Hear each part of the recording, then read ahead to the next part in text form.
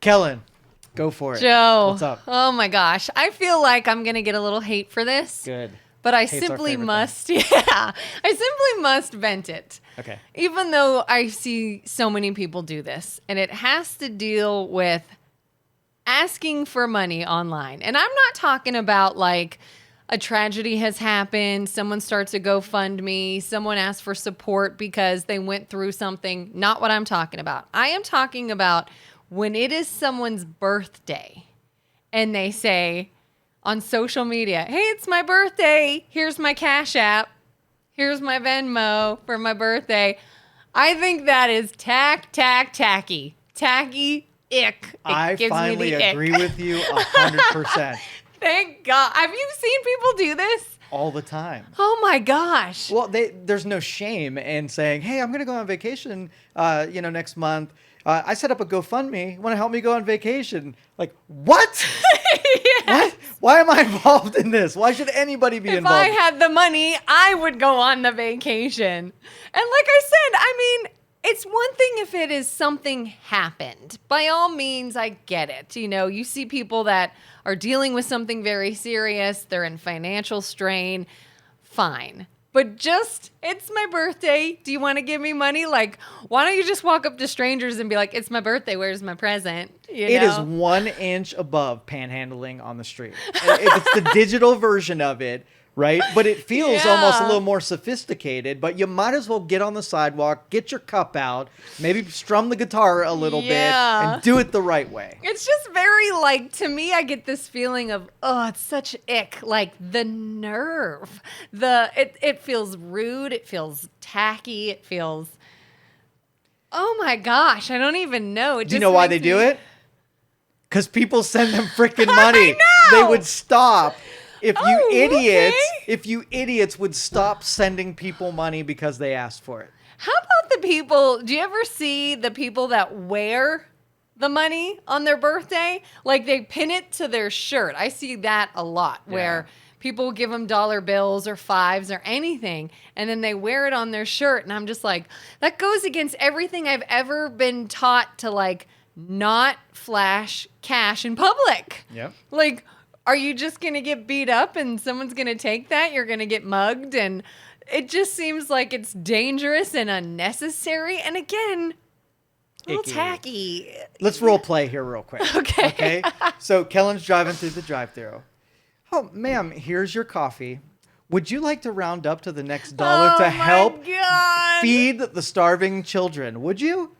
They will eat if you round up that 72 cents. I do that. I do. Like, I get hit with that all the time. I was just at the drugstore. I saw it. Do you want to round up to the nearest dollar for feed the whatever or for back to school? We're role playing, so I want you to respond to me how you would them. And then I'll respond to you how I would respond to them. I would say, sure. If it's round to the next dollar, I'll say, yeah, go ahead.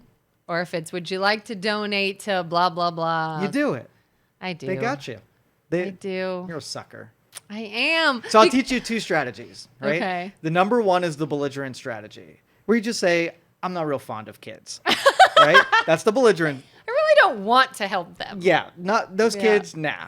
Screw those kids. And number 2 is now you could play the same game back at them and say, I would really like if you would round down because I'm a little short on cash this week. And see if they'll round down and see how willing they are to pull the lever in the other direction. Try it out. See if it works. So you don't ever give in those situations? No, I think charitable giving should come from the heart, and that does absolutely nothing from the heart. If you want to give money away, get involved with it, and it'll change your brain. But is there an instance maybe where, I mean, a lot of those, when it's presented to me at that sort of point of sale, it's something I didn't even know about. You know, I didn't know that ABC company was collecting for needy whatever. Like, they'd say, oh, do you want to donate to this? And I'd be like, okay, you know, it's like $1 or less usually, so whatever. Well, I say tough shitski, right? And like I said, people really do need to set a percentage of your income to help people, but do it freaking personally. Yes, they need the money, but it is the laziest way to get that money. They need to work harder, right, to get to the public, to interact with the public, because we're outsourcing even that charity to governments and those institutions where, we're mailing it in. You need to be involved. Speaking of which, killed me, I saw for the first time maybe about a year or two ago, a Girl Scout. It was Girl Scout cookie time, selling Girl Scout cookies, where they used to go to your door, knock on the door, hand you some information, talk to you. No. I looked outside one day and saw in this cul-de-sac a girl putting things in people's mailboxes. Just, here's your mailbox here. Just flyers in a mailbox. I'm like, what is this? I go down. It's a Girl Scout cookie flyer with a QR code, order boxes. I said, where's the learn how to talk to people, learn how to sell, learn how to communicate and take an order, make a personal contact? No. Little flyer in your mailbox. Click the QR code if you want to order it. Thanks for your help. Yeah, the impersonal, like everybody is depressed because we have we're at the information age, we're connected with everything, but we're so disconnected from people on an individual level. So I'm going to push against that and make it face-to-face, people-to-people, because that's what we really need to do for our wiring. So if you were at a store or a restaurant, and instead of them saying, hey, on your screen, donate to whatever, round up, what if there's a person, a representative working for that charity in the store that was like, hey, sir, can I ask you a question as you're walking out? Would you like to give today to the orphans? Whatever. Never in a million years. That's more personable, isn't it? No, it's meant to put you in an awkward position. Yeah, then you feel obligated. You will buy your way out of by giving, and it allows your conscience to be free, right? Yep. Me, I'm not like that. Like I wouldn't have had the idea. Like if they were like, hey, we're a charity and we don't want to catch you here and put you in a weird situation, but let's I just want to put you in a framework of give to the charity of your choice and inspire someone to go, donate to a charity they actually care about. So more like give you a heads up rather than solicit, kind of. Exactly. I even had there was a charity outside of a store one time. They were selling something. I think it was for a church or something. And they said, hey, would you like to purchase blah, blah, blah? And really, not a lie, I said, sorry, I don't have any cash on me. And they're like, that's okay. We take card now. And I'm like, oh, you. And then if you have kids with you, you're done. You're done. If you have little kids, yeah, I want one. Looks like we're donating to a charity today. Yep. Give me your bracelet or whatever it is. And it's everywhere, too. It's everywhere. It's in the mail. Do you prefer in the mail? Can they solicit you through the mail? Not a chance. So you don't want any charity reaching out to you. You want to find it on your own. I pick my charities. They don't pick me. What if you don't know anything about it? Well, then they better get into marketing. I have a marketing company, and I'd love them to bring some of those dollars to me to let the public know. Or get out in public and let me see you doing the good things. And then maybe I'll be so inspired by what you're doing, I'll want to help you out doing that. That's a good point. That's a good point. Lazy charities suck. Lazy people suck. That was a good one. Yeah. All right. Mine's the less boring. You've one up me here. I want to talk about space a little bit. Okay. It's boring. This is going to be less boring. I can't wait. So do you like when they have meteor showers? Do you go outside and look at the meteor showers? I would, depending on what time it is. If it's in the middle of the night, I probably won't be awake. So I don't think I've seen one, but I'd like to. Okay. Well, this weekend, this is your shot. Ooh. Because we got a double dose, right? Okay. We got the annual meteor shower that's happening this weekend. And we also have a geomagnetic storm, which you're going to have some aurora borealis in the distance, which might go south enough to be able to look at the sky and see a little glow in the distance. Because I just missed, didn't we just have like the northern lights were visible or something a month or two ago? Totally it's going to happen more often. We're entering a very active sun era.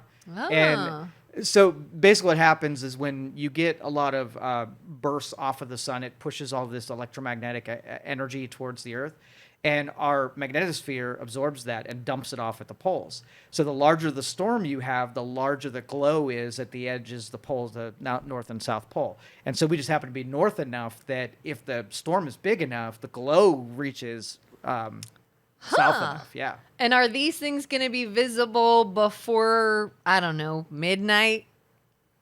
Or do you got to stay up late? It's tough to say because if you look at the NOAA's magnetic storm predictions, it shows you almost like a weather map where the wobbles will happen, and you can line it up so that, if it's kind of like on the other side at the point, then you're not going to see anything, but you can see when it's getting real close to your viewing area. Okay. Pay attention to that sucker.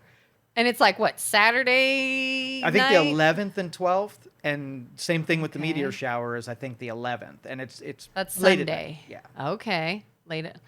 That's the night that I got to get up early the next morning. But if you think it'll be worth it, maybe I can set an alarm. We have, I think the last 4 of them, we just go, we make it as dark as possible. We go to the back deck where there's no lighting away from the city's lighting to the north. And the darker it is, the more likely you're going to see these suckers. The last one was the most impressive ones. They were bright. They were numerous. They happened every couple seconds.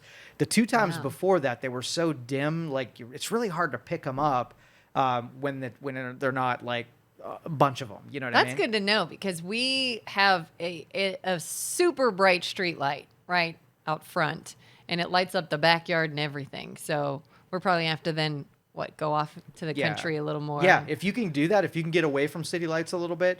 We had a couple of good vacation stops where we went in the middle of nowhere. They had this viewing place, I think it was like in Arizona, and it was deemed like the darkest place on earth. They had these viewing things that you could sit inside, and it just had a little slit that you could see. It kept all light out. It was wow. If you want to see the Milky Way, like you have ever seen it? No. If you can go to a really dark spot, you could see the whole Milky Way. It's the most amazing thing. That's cool. So you said that we're kind of entering this phase of these changes and solar whatnot. Do you think do you believe when people talk about like your, it affecting your health and changes in your health or the way people act based off of like whatever the moon is doing or what the sun is doing? Do you think that affects us? To a point. And so like let's talk about the one historical event that everybody kind of cites when it comes to these electromagnetic storms. The biggest one that we've had that is on record is called the Carrington event. Ever hear of it? That does sound a little familiar. Okay, so this was back when there were telegraph lines. There was really no electronics. It was just metal and copper and whatever. Okay.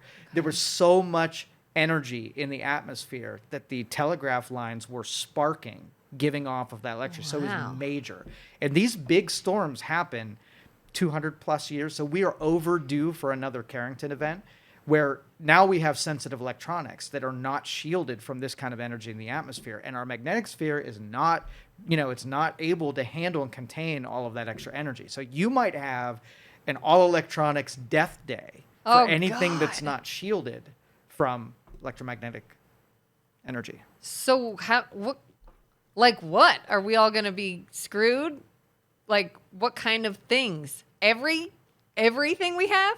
All circuitry that's exposed, that's small and conductive, can get those sparks and shorting out things like the computers in your car. So cars are going to have a struggle to start and drive. Yikes. Computers, phones, the satellites above us for communication, the electrical grid, anything that's controlled by a computer and circuitry.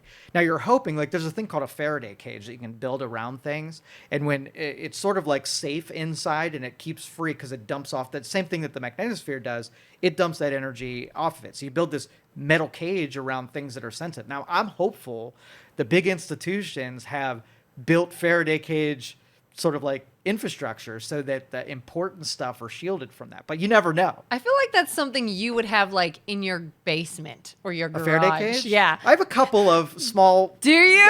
That can protect not big things. Like I'm not really going to protect everything, but some important stuff I'll throw I in the could Faraday see you cage. as like a doomsday prepper with a giant Faraday cage that your whole family gets in and everything, and you just live there now. Civil, like total break apart. I'm ready for that one. Not so. I mean, honestly, if you're to the point where you're effed, so is everybody else. Yeah, right? yeah. And so I'm ready for the after effects when you don't have electricity and communication and anything. Now I got to fend against people, not a lack of electronics. You are prepped for this? Oh, hell yeah. You're a doomsday prepper. Who doesn't? You don't? What, you're going to live maybe a couple days? I mean, like what what? What kind of things do you have? Okay, Do you so prep? the pumping station stops, so now you know you don't have any water. So where are you getting your water from? You're effed. You're the totally rain, effed. I guess. Yeah, you're effed. You're gonna hope it rains. Yeah. It Yeah. behoove you to maybe stock up with some camping gear. Like if you're out in Oh the my trails. god, my husband has so much camping gear. So they make these little straws that you can drink out of a river, and it filters it enough to be able to get some of that kind of stuff. Because in a pinch, you can walk out to a stream or a pond or something like that, at least not die from lack of water. Well, he just bought me a shiwi, so I guess we're prepping. You're on your way. The shiwi's not going to help you in most situations. Nope, not at all. Okay, so Don't let really wanna me use let me it. name some things. Okay. Right? Then you tell me how prepared you are. So Okay. water we did. How about food? Your food supply. How long you think you could last on? What's in your house right now, and what you could steal from your neighbor?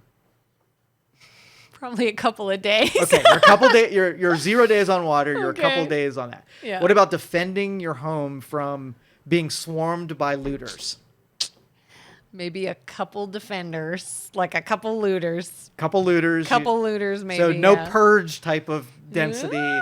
Maybe one or two scoundrels that wander through the neighborhood. Yeah. That's right. Yeah. Okay. How about radiation poisoning? Nuclear blast happens. You're not in a death zone, but you're going to have some radiation that leaks into your neighborhood. It gets to you. Do you know how? Do you have any? No, I don't even Okay. know what I would do. Okay. So first off, there's gear that you can wear. You ever see like the hazmat suits where it's Yeah. protective against radiation? Very unlikely that you're going to have a hazmat suit, or because if it's that bad, you're probably going to die anyhow. But Yeah. iodine tablets. Okay, so if you Ah. get poisoning and it gets in your blood, you take iodine tablets. I have a stock of iodine tablets. They go bad after a certain amount of time, but you'll watch every time there's some stuff in the news about possible nuclear, iodine tablets go through the roof. So get yourself some iodine. So this is a well-known thing, apparently. Oh yeah, yeah. People who are gonna last more than a week know this stuff. People who are dying on day 2 have no idea. Yep. All right. So what about pathogens, zombie type of things, bloodborne, airborne? I mean, I got some echinacea. All right. So you're gonna Some essential oils vitamins. it and I got some vitamin C, maybe, probably a Zyrtec or something. I don't know. okay. So loss of power. You have no electricity for forever, like perpetually no more power being supplied to you. I mean, I probably maybe have a couple of days of little light sources, if that. Battery packs or Yeah. something like that. No generators. Little fake flameless candles, maybe. Oh, you're so dead so quick, Kellen. Ugh. Just end it now. I have no chance. I have no All right, chance so of survival. the next one is going to be food contamination, where anything from grocery stores or farms gets contaminated. Now you can't source your food outside of what you can grow. How quickly could you get edible things to sprout? You're through the canned goods, so you buying yourself a little time. You're on day 3. Can you get some potatoes to grow? I'm guessing the little mushrooms that grow in your mulch are not good, huh? Some of them are. Some of them are. Yeah, those puff ones, those really big ones, those are really good to eat. Okay, go depending on what is growing in my landscaping, that would be So it. you would eat your landscaping. that would be it. They don't look like they're good for you. Do you have seeds? No. Do you have potatoes underneath the sink that you can throw in the ground? We have a tomato plant, like a tomato. So maybe we can take that and take the seeds and start getting ready. But you only have like 3 days. So tomato plants take a month or 2 to sprout and go. Yeah. So probably maybe a longer term thing. If you're able to get through the first couple of months, maybe you start your tomato garden and you live off tomatoes. I don't know. There's much faster growing fruits that you could tap into. Like potatoes is your go-to. They just grow so fast. Well, sometimes there's deer around. Could we kill one of those Well, and if it's eat it? contaminated, that Yeah, would be a challenge. And I don't know how we'd have to make a fire, I guess. Yeah. Could you make a fire without? Yeah. Me, probably not. Okay. But yeah, we might have lighter things. around. If it got to it, could you do cannibalism to survive? Oh God. Well, first, can you do cannibalism on somebody you don't know? Somebody I don't know. Yeah, total stranger. Maybe even you think they might be a bad person, so the loss of them wouldn't be that meaningful to you. But could you eat? Are they gonna be like cooked and seasoned? Oh yeah, you can cook. Get some butt meat, throw it on your fire that you just made. Could you eat some butt meat? I mean, if it's like life or death, I'm gonna die. I feel like I would have to. Okay. Could you eat a friend or somebody that you knew? Are they dead? Anyways, You'd have to send them off. I'd have to kill them. It's survival. Oh God. But they told you we got a duel, and if I win, I'm gonna eat you. So would you be able to eat the friend that you know if you don't say yes, they're going to? This is like the movie Saw. I have that same feeling of like, oh my God, could I do this horrific thing to save my life? Could you eat your friend knowing that if you lose the duel, they're gonna eat you?